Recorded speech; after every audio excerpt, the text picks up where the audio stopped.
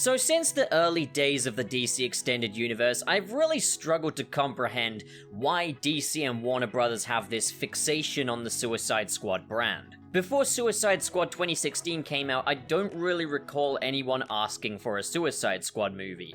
It was more one of those things where it was like, oh, okay, they're making a Suicide Squad movie. That's pretty cool. But then the film came, and it did okay at the box office. Just okay, nothing brilliant.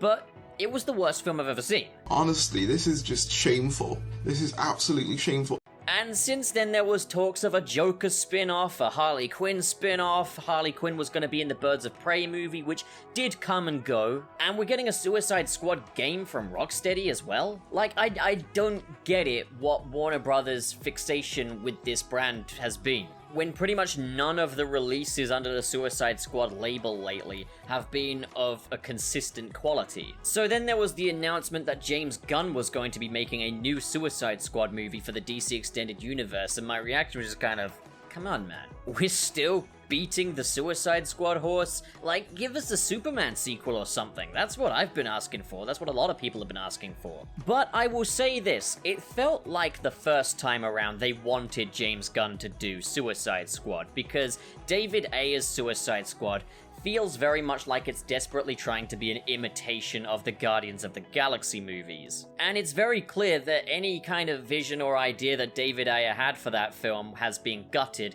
in favor of reverse engineering the film into a Guardians of the Galaxy clone. So it feels appropriate that they would have James Gunn on to do this film. And hey, no one's gonna do a better job at imitating James Gunn than James Gunn. So hopefully there'll be less of the studio execs running around going, hey, it needs to feel more like Guardians of the Galaxy, because they've got the real deal doing it this time. And I saw both the first look sneak preview and the roll call video for this movie, which has been dubbed The Suicide Squad, and it really does feel like they want us to forget about David Ayer's Suicide Squad. Now, on one hand, the film looks good, and I don't blame them for wanting us to forget the absolute travesty that was 2016 Suicide Squad. But at the same time, I've been really eager to see what David Ayer's vision was, and I am one of those people that says, yeah, release the Ayer cut, why not? I would love to be able to change my mind about the original Suicide Squad, which at the moment I feel is a fundamentally broken film. I really do want to change my mind on that, and to see something that will make me go, okay, 2016 Suicide Squad had some great ideas in there.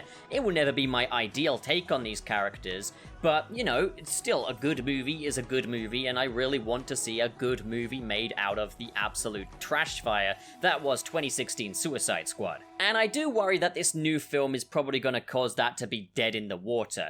However, I will say the new film does look better. It looks like they're doing kind of an Apocalypse Now war movie approach for this one. And it feels like with this Suicide Squad, they're using it as kind of an outlet for their more zany ideas, the more zany characters that wouldn't fit in your typical Batman, Superman, DC Extended Universe film. It's an opportunity for them to just go ham with these niche, cheesy comic book characters that you would never expect to see on film, one example being the Polka Dot Man, who I'm thrilled to see in this. But another thing that I'm absolutely thrilled about, and this primarily comes from the roll call video, is how faithful they have been to the classic designs for these characters. And that also includes Harley Quinn as well. Her outfit is very Injustice looking, and I have to say, that's a lot more like it in my opinion. I understand what they were going for with Birds of Prey, but I really didn't like the outfit choices they had for Harley Quinn in that movie, so I'm pleased to see them going down a more classic direction for Harley Quinn in this one. I'm also pleased to see that Rick Flag and Captain Boomerang are back for this one,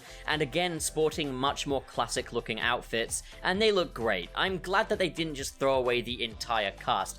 I think this is definitely more a soft reboot than it is a sequel, but at the same time it's not a full-on everything's out the window kind of a reboot, which I think is a good way to go because they have tapped into those little glimmers of potential. I am a bit disappointed that we have fully glossed over the best stories for Harley Quinn. However, it's a compromise. I'm happy that we've got a more classic look for her. I mean, the Ayer cut is supposed to have that abusive Joker-Harley relationship in there, and it is supposed to transition over to her kind of breaking out of that toxic relationship, and I think that is something I would really like to see. So I'm still holding out hope for an Ayer cut. I mean, they listened to us with the Snyder cut. Fingers crossed for that Ayer cut. It kind of rhymes, doesn't it? Also, King Shark's design in this. He's never looked cuter. I just want to boop him on that little snoot of his. So cute. And I am really glad that King Shark is gonna be in this one. He's not a character that I know much about or anything. It's just when I've seen old Suicide Squad comics, which again, I don't know very much about, but I have read a couple of them. I've always thought, King Shark, man, why was he not in it the first time around? What a great character. So I'm glad to see that really coming to life here, and he looks great. They haven't overdone his design or anything. As I say, everyone looks immediately recognizable as who they are supposed to be in this, and I really love that they are wearing that kind of comic accuracy in terms of the aesthetic on their sleeve. I do hope that the threat this time actually justifies the Suicide Squad and it's not this big otherworldly thing, more of a human kind of a threat.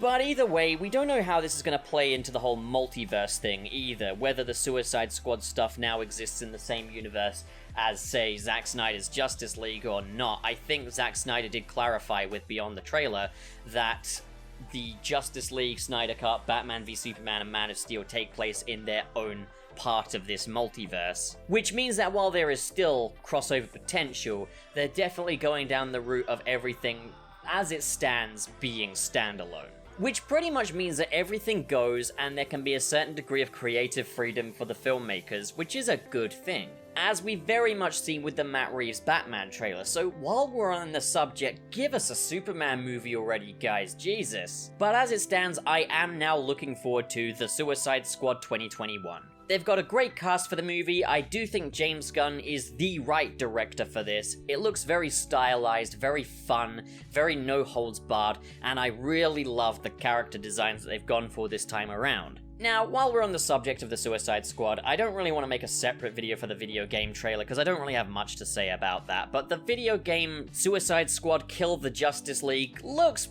pretty good. Rocksteady once again nailed the photorealistic but a little bit stylized graphics, but what I will say is it feels like it's taken on a bit more of a Fortnite kind of an aesthetic, in that kind of everything's very candy-colored and over the top and full of action and explosions, the kind of stuff that's going to make every 12-year-old go, "Oh, it's so cool!" Yeah, I'd rather they stick to a more typically DC aesthetic. And they've definitely taken a few cues from 2016's Suicide Squad, especially for Harley Quinn's design. It's not bad. Brainiac is the main villain, and I don't see how the Suicide Squad are supposed to hold their own against either Brainiac or Superman, who we see at the end. But I will say the trailer did get a little chuckle out of me when King Shark said, the mighty Superman has rescued that pilot. Also, Superman's costume looks really classic and really cool, so I dig that. Rocksteady's design department once again on the ball with that. But as it stands, I don't have much to say. I don't really care much about Suicide Squad Kill the Justice League, if I'm being completely honest. Yeah, no, the one thing that I guess gets me kind of excited is a Rocksteady game, and the Arkham games were just the creme de la creme. But other than that, it's another theatrical trailer for a video game, and it's just like, you don't see any gameplay in there. And the gameplay, for me, is the most important part. The in-game graphics are the most important part, You can show anything in a theatrical game trailer. So, as far as I'm concerned, either give me gameplay or feck off. So I will be covering the Gotham Knights game trailer and gameplay footage at a later date, but for now, what do you guys think? Comment below and discuss, and as always, if you enjoyed this video and you want to see more like it, hit subscribe, hit that like button, and in the description below are plenty of links where you can come and interact with me and see other types of content that I do.